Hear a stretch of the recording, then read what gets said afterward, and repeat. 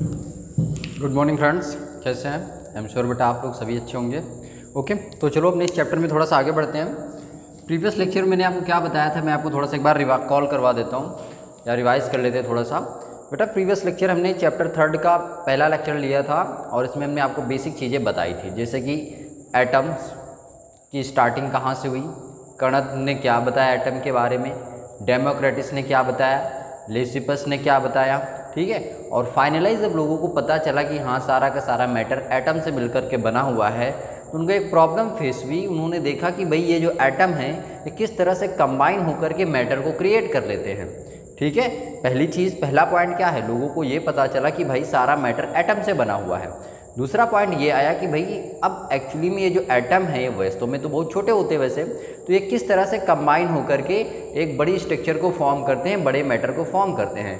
तो इसके लिए मैंने बताया था बेटा, दो साइंटिस्ट थे, Lavoisier and Joseph Proust, Antoine and Lavoisier and Joseph Proust. इन्होंने केमिकल कॉम्बिनेशन के लॉज दिए और वो दो लॉज थे। तो एक बार मैं आपको रिवाइजन करवा देता हूँ। तो क्या थे बेटा, law of chemical combination, law of chemical combination. तो लॉ ऑफ केमिकल कॉम्बिनेशन में हमने पहला क्या देखा बेटा, law of conservation of mass, conservation of mass. और सेकंड हमने क्या देखा, law of constant proportion. Okay, law of conservation mass किसने प्रेजेंट किया, लेवासियर ने। लॉ ऑफ कांस्टेंट प्रोपोर्शन किसने प्रेजेंट किया, जोसेफ प्रॉस्ट ने। ओके, जोसेफ प्रॉस्ट ने। तो ये बेसिक चीज़ें मैंने आपको बताई थी। अब ये प्रॉब्लम तो चलो सॉल्व हो गई, लोगों को पता चला कि हाँ इस तरह से केमिकल रिएक्शन होती है। क्या होता है कंजर्वेशन ऑफ मास, क्या होता है लॉ ऑफ कांस्टेंट प्रोपोर्शन, दोनों मैंने आपको डिटेल में एक्सप्लेन किया है लेक्चर 1 में। अगर आपने नहीं देखा तो पहले इस लेक्चर को देख लीजिए, तभी चैप्टर में आगे बढ़िए, ठीक है। लिंक जो है आपको मैं कोशिश करूंगा कि डिस्क्रिप्शन में मिल जाएगा। तो यहाँ पे हमने इतनी बातें कवर कर ली थी। अब इसके बाद लोगों को एक्चुअली में ये नहीं समझ में आ रहा था, उन्हें पता चल गया कि हाँ एक्चुअली में चलो केमिकल रिएक्शन ऐसे होती हैं, ठीक है। अब प्रॉब्लम ये थी कि लोगों को कौन एक्सप्लेन करे इन दोनों लॉज को, किस तरह से लोगों को एक्सप्लेन करना है ये उन्हें समझना था, ठीक है। तो एक साइंटिस्ट हुए बेटा, बेसिकली वो ब्रिटिश के थे, तो ब्रिटिश, और क्योंकि केमिस्ट्री की बात करें तो ये केमिस्ट थे, ब्रिटिश केमिस्ट डाल्टन। अब यहाँ पे हम लोग थोड़ी सी डाल्टन की बात करेंगे, ओके। और ब्रिटिश केमिस्ट डाल्टन ने बेटा चीज़ों को एक्सप्लेन किया, जिन दोनों लॉज को अपनी एक थ्योरी में एक्सप्लेन किया, और उस थ्योरी को उन्होंने क्या नाम दिया, डाल्टन्स एटॉमिक थ्योरी। तो आज का जो हमारा टॉपिक बेसिकली है वो क्या है, डाल्टन एटॉमिक थ्योरी। ओके, तो जब भी हम डाल्टन एटॉमिक थ्योरी पढ़ते हैं तो फटाफट से कुछ बातें हमारी दिमाग में आनी चाहिए। कौन कौन सी बातें, जैसे मैं यहाँ पे नोट करता हूँ। सबसे पहले तो आज टॉपिक लिखेंगे बेटा डाल्टन्स एटॉमिक थ्योरी, टॉपिक लगाएंगे डाल्टन, देखो साथ ही लिख लिया करो, ये वीडियो को पॉज करके लिख लिया करो, एटॉमिक थ्योरी, हाँ लिख जरूर लिया करो, Dalton atomic theory. First all of किसने प्रपोज की बेटा, प्रपोज्ड बाय डाल्टन। ओके, दूसरा पॉइंट कब करी, 1808 में। थर्ड पॉइंट किसके ऊपर बेस्ड थी ये थ्योरी, तो यहां पे हम लोग लिखेंगे based on law of chemical combination.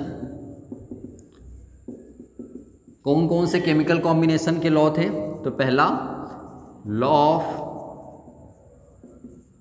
Conservation of mass, conservation of मास। दूसरा क्या था बेटा, law of constant proportion,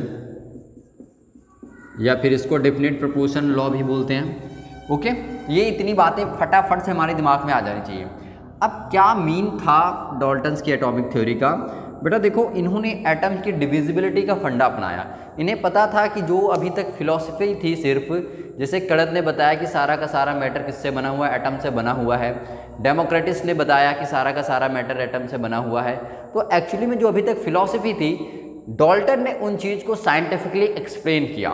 okay, according to Dalton's atomic theory, all matter, अब वो कुछ भी हो सकता है, जैसे कि विदर एन एलिमेंट, वो एलिमेंट हो सकता है, an element comma compound, it may be compound, और मिक्सचर, या फिर कोई मिक्सचर हो सकता है, are made of with a small particle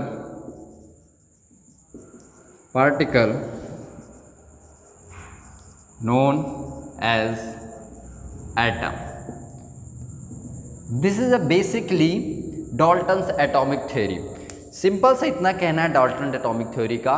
इन्होंने बेसिकली उसको बहुत ही साइंटिफिकली प्रूव किया, साइंटिफिकली लोगों को समझाया, बताया तो ये चीज़ पहले ही जा चुकी थी। कड़न ने बताया था, डेमोक्रेटिस ने बताया था, इवन डेमोक्रेटिस ने एटम नाम भी दिया, लेकिन उस चीज़ को साइंटिफिकली किसी ने बताया नहीं। तो साइंटिफिकली इस बात को किसने बताया बेटा? डाल्टन ने बताया, और उसी को हम क्या कहते हैं? डाल्टन्स एटॉमिक थ्योरी कहते हैं। तो डाल्टन्स की एटॉमिक थ्योरी के रिगार्डिंग हमें पता चलता है कि कोई भी मैटर है, चाहे वो जिस भी स्टेट का हो, चाहे वो गैस का हो, लिक्विड का हो, सॉलिड का हो, वो सभी किससे बने हुए हैं? एटम से मिलकर के बने हुए हैं। इतनी बातें समझ में आई। अब डाल्टन ने अपनी एटॉमिक थ्योरी में कुछ पॉस्टुलेट रखे, तो अब हमारा जो नेक्स्ट टॉपिक होगा postulate of Dalton's atomic theory. तो आप एक बार इसको नोट कीजिए। नेक्स्ट हम लोग लिखते हैं postulate of Dalton's atomic theory.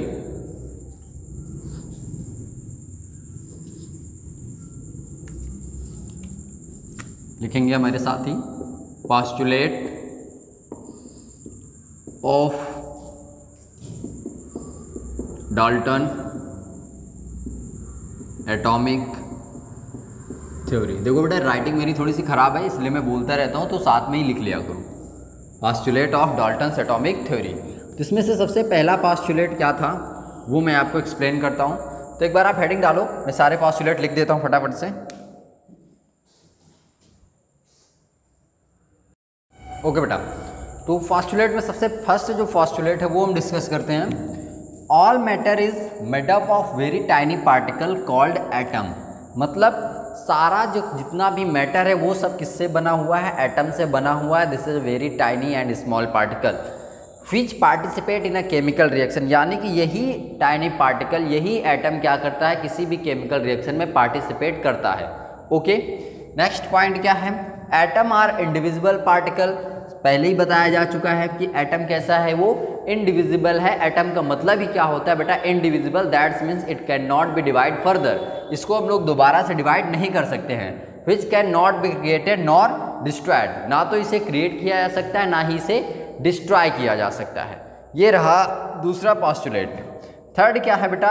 Atom of given element are identical in all aspect like mass, chemical properties, shape and size. ठीक है, तो किसी भी एक एलिमेंट में जितने भी एटम प्रेजेंट होते हैं वो सभी कैसे होते हैं? आइडेंटिकल होते हैं, यानी कि एक ही जैसे होते हैं। उनका मास भी सेम होगा, उनका शेप भी वैसा होगा, और उनका साइज भी वैसा होगा। इवन उनकी केमिकल प्रॉपर्टीज़ भी क्या होंगी? एक जैसी ही होंगी।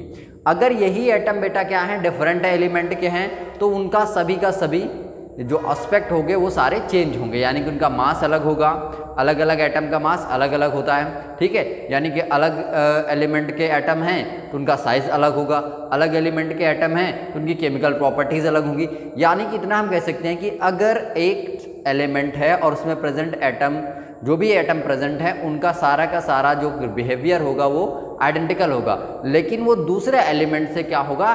डिफरेंट होगा। यानी कि दो एलिमेंट के एटम कभी भी एक जैसे नहीं होते हैं, ये हमेशा नॉन आइडेंटिकल होंगे। लेकिन एक एलिमेंट के सारे एटम कैसे होंगे? आइडेंटिकल होंगे। ओके, तो फोर्थ एस्पेक्ट यही है बेटा, जैसे इसी का reverse. Atom of different element are different in all aspect like mass, chemical properties, shape, size वगैरह। ठीक है, एटम कंबाइन, जो अपना फिफ्थ है, atom combine in the ratio of small whole number to form chemical compound. ठीक है, जो ये एटम होते हैं बेटा, ये एक दूसरे के साथ कंबाइन करते हैं एक स्मॉल होल नंबर में। स्मॉल होल नंबर का मतलब ये ज़रूरी नहीं है कि आप सपोज करो कि हमने क्या लिया कि कोई 2.3 है या कोई 2.5, ऐसा नहीं होता है, ठीक है। एक होल नंबर होता है 1 2 3 4 5 ऐसा करके होता है, ठीक है। ये नहीं कि आपने वाटर बनाया तो वाटर में क्या हो गया 2.3 हाइड्रोजन हो गया और 2.5 ऑक्सीजन हो गया, तो ऐसा नहीं होता। एक पर्टिकुलर होल नंबर में ये कंबाइन होकर के कंपाउंड को फॉर्म करते हैं। तो ये थे बेटा aspect of Dalton's postulate, okay. इनके एटॉमिक थ्योरी की ये बेसिकली पोस्टुलेट थे, तो ये आप नोट कर लीजिए। अब इसके बाद मैं आपको कुछ क्वेश्चन करवाऊंगा अगले वीडियो में, तो आज के लिए आई थिंक इतना इनफ है। तो अभी आज हमने क्या जाना बेटा, डाल्टन्स की एटॉमिक थ्योरी आज हमारा मेन मोटो होना चाहिए। अगर आपने वीडियो देखा तो आपको डाल्टन्स की एटॉमिक थ्योरी पूरी क्लियर होनी चाहिए। डाल्टन की एटॉमिक थ्योरी किसके ऊपर बेस है, केमिकल कॉम्बिनेशन के लॉ के ऊपर बेस है। डाल्टन की एटॉमिक थ्योरी का जो बेसिक एस्पेक्ट है वो कहाँ से है, डिविजिबिलिटी से है, कि एटम को डिवाइड नहीं किया जा सकता है, ठीक है। और दूसरी चीज़ डाल्टन की एटॉमिक थ्योरी कब प्रेजेंट की गई थी, 1808 में प्रेजेंट की गई थी, ठीक है। तो ये सारी बातें आपको पता होनी चाहिए। ये उनके कुछ एस्पेक्ट थे, जैसा पहला एस्पेक्ट था सारा का सारा मैटर किससे बना है भाई, एटम से बना है। एक ही टाइप के एलिमेंट के एटम कैसे होंगे, एक ही जैसे होंगे, समझ में आ रही चीज़ें। एटम को डिवाइड नहीं किया जा सकता है, और यही जो एटम होता है केमिकल रिएक्शन में पार्टिसिपेट करता है या केमिकल रिएक्शन को कैरी करवाता है, ठीक है। इतनी बातें आपको समझ में आ गई। कंपाउंड को फॉर्म करने के लिए जो एटम होते हैं ये होल नंबर में होते हैं, तो फटाफट से आपके दिमाग में इतनी बातें क्लियर हो जानी चाहिए। नेक्स्ट वीडियो में हम लोग कुछ क्वेश्चन करेंगे आपके जो एनसीईआरटी में गिवन है, और डाल्टन्स की जो एटॉमिक थ्योरी है बेटा इसके फेलियर हैं, वो उस फेलियर के बारे में हम लोग बात करेंगे। एक्चुअली में आज की मॉडर्न एटॉमिक थ्योरी कई सारी हैं, ठीक है, लेकिन हम लोग डाल्टन्स की एटॉमिक थ्योरी के फेलियर्स के बारे में बात करेंगे इन द नेक्स्ट वीडियो। तो अभी के लिए बस इतना ही, आप इसको नोट कर सकते हैं।